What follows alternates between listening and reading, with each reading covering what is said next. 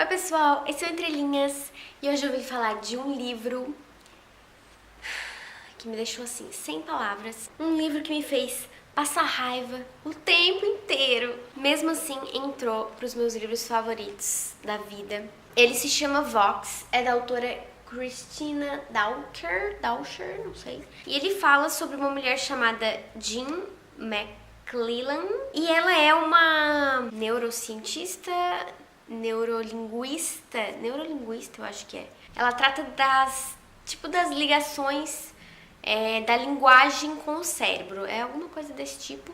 E o cenário é o seguinte: um governo entrou no poder e eles criaram o movimento puro, meio que para voltar às origens, que no caso é a mulher ficar em casa cuidando das crianças, cuidando da casa, dos filhos, e o homem que vai trabalhar. Só isso aí já dá uma raivinha lá dentro do coração, né? E aí, o que eles fazem para as mulheres perderem a voz literalmente? Para que elas não opinem muito, para que elas não precisam falar, elas só têm que fazer o serviço e deu, entendeu?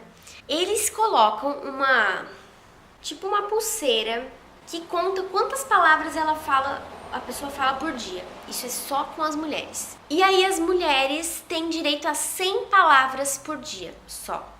Se elas falarem mais que 100 palavras por dia, aquela pulseira, ela até não gosta de falar pulseira, enfim, aquilo que elas têm ali no pulso dá um choque.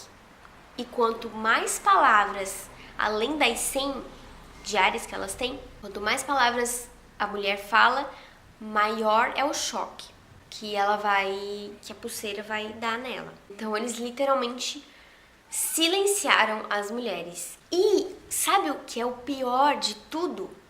O pior de tudo é que essa situação que está acontecendo aqui, o governo, é muito, muito parecido com o nosso governo atual. Infelizmente, o que esse livro conta não está nada longe assim de acontecer. Não quer dizer que vai acontecer, mas não é uma coisa assim, totalmente impossível, de outro mundo, sabe? É uma coisa que eu não duvido nada se um dia acontecer, tomara que não. Mas é uma coisa muito que tá acontecendo agora no Brasil, que o governo quer cada vez mais colocar o homem à frente da casa, voltar às origens. Ah, e tem outra. Aqui no livro também fala que os homossexuais vão para um campo, tipo um campo de concentração nazista, e eles ficam lá trabalhando o dia inteiro. Todos os homossexuais, homens e mulheres, foram para lá. Aí, ou eles tinham que fingir que não eram mais, que não são homossexuais, tinham que casar, né, homem com mulher, ou então eles iam parar nesse campo. Ai, gente, esse livro me deixou perturbada. Mas e aí, qual que é a situação aqui do livro? Ela que já não pode mais trabalhar há um ano, né, a doutora ali, a Jean, né, e aí acontece um acidente com o irmão do presidente, e aí o próprio presidente pergunta pra ela se ela pode ajudar a curar o irmão do presidente, porque é uma coisa que tem a ver com a área dela ali, com a linguagem. Ele não fala mais coisa com coisa, sabe? Ele fala as palavras perfeitamente, mas elas não fazem sentido, elas não têm coerência entre si. E aí, em troca disso, eles dizem que durante todo o processo que ela vai fazer, tentar curar, ou tentar achar cura pra essa coisa que o irmão do presidente teve. O livro tem o nome e tudo do que eles estudam, e fala de proteínas, é umas coisas bem... Tanto que essa autora do livro, ela é linguista, então ela sabe do que ela tá falando, né? Então essas coisas técnicas falam um pouquinho no livro também. E aí eles, em troca disso, eles vão te retirar o contador do pulso dela, e aí ela pode falar o quanto ela quiser com a equipe, né, que ela vai ter pra tentar curar esse irmão. Só que tem toda uma coisa por trás que eles vão descobrindo ao longo do livro. Todos são vigiados o tempo todo por câmeras, porque não pode ter as mulheres não podem falar mais que 100 palavras, e também, se elas forem encontradas tendo qualquer tipo de comunicação, escrevendo pra alguém ler, sabe? Ou se comunicando por gestos, elas são apreendidas na hora, sabe? São, presas, assim. Na verdade, presas. Ninguém sabe o que acontece, né? Com essas mulheres que somem porque quiseram ter algum tipo de comunicação com as outras pessoas. Meu Deus, como eu passei raiva com esse livro. Uma coisa que eu não gostei do livro é que tem ali uma amiga da personagem principal, que elas não têm muito contato no momento, mas ela começou a aparecer na TV e tal, que é a Jackie. Ela é feminista.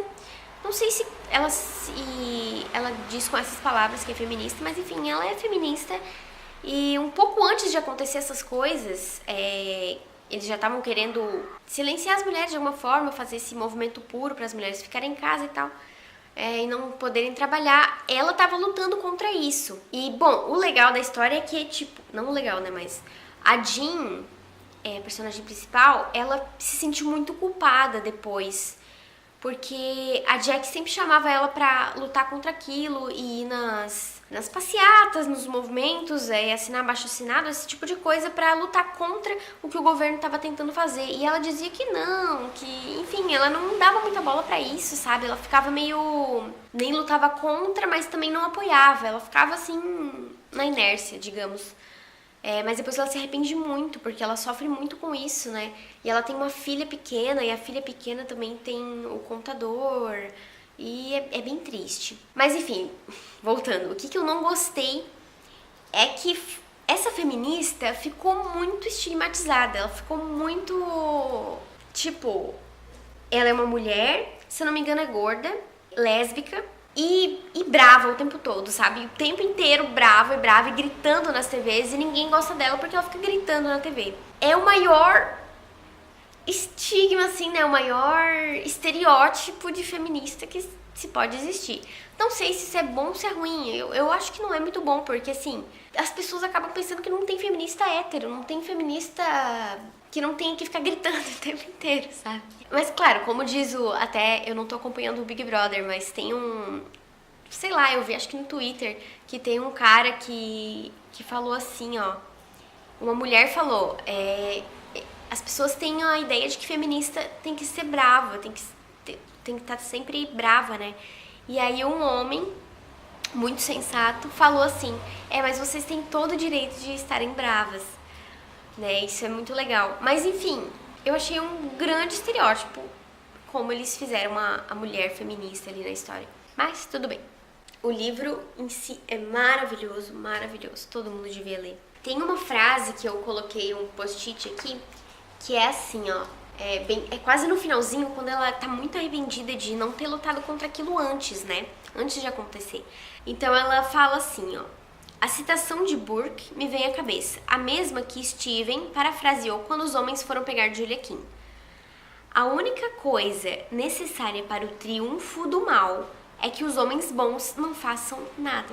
Então é muito no final que ela começa a querer lutar contra aquele governo. E não simplesmente aceitar as coisas como estão e pronto. Então, acho que isso a gente tem que levar como uma lição pro que tá acontecendo no Brasil, que eu acho que, assim, querem empurrar a goela abaixo de todo mundo, que as mulheres têm que ser de um jeito e os homens de outro, sabe? E isso, às vezes, me dá um pouco de medo do que pode acontecer com o Brasil, virar, quem sabe, um mundo de Vox aqui. Tomara, Deus que não. Mas é um perigo aí que estamos correndo, e eu espero realmente que ninguém me enfie um contador no meu pulso para que eu não possa falar 100 palavras, para que eu não possa falar mais de 100 palavras por dia. Bom, eu acho que era isso. Esse livro é muito rico, dá pra dizer muitas coisas sobre ele, mas o principal é isso, e eu recomendo muito que leiam. Tá muito atual, assim. Ele é um livro escrito há pouco tempo, deixa eu ver há quanto tempo que ele foi escrito.